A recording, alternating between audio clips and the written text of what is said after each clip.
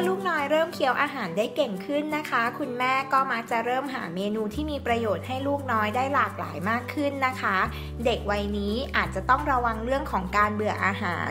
อาการนี้นะคะมักจะเข้ามาอยู่บ่อยๆการทำเมนูซ้ำๆอาจทำให้หนูน้อยพาไม่อยากทานไปเลยก็ได้เมนูต้มๆทานง่ายอย่างน่องไก่จิ๋วต้มซีอิ๊วมาฝากค่ะ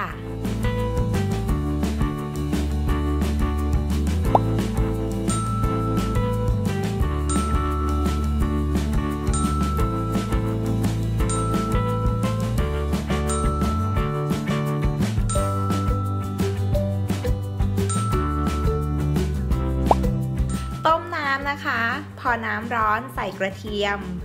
พริกไทยรากผักชีโขลกลงไปค่ะ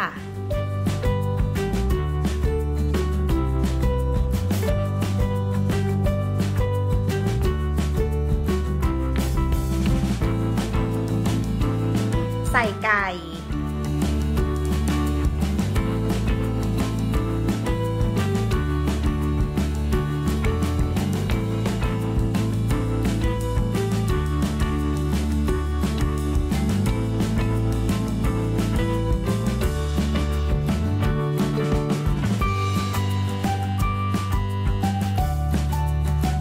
ปรุงรสด้วยซีอิ๊วขาวน้ำตาลปี๊บซอสปรุงรส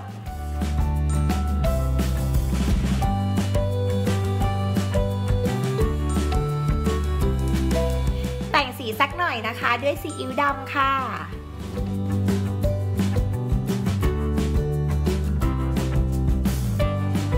จากนั้นให้ต้มไปเรื่อยๆนะคะหมั่นคอยช้อนฟองออกด้วยนะ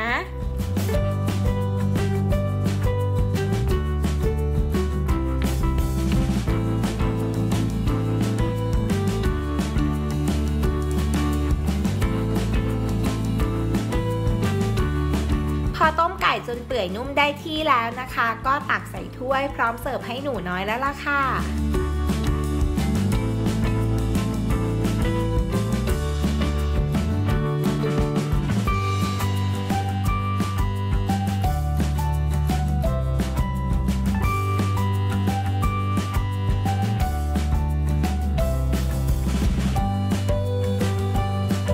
ติดตามเมนูอาหารเด็กทุกช่วงวัยได้ใน Mom's Cooking นะคะกด Subscribe Kids Kitchen เอาไว้แล้วก็อย่าลืมกดกระดิ่งกันด้วยนะคะ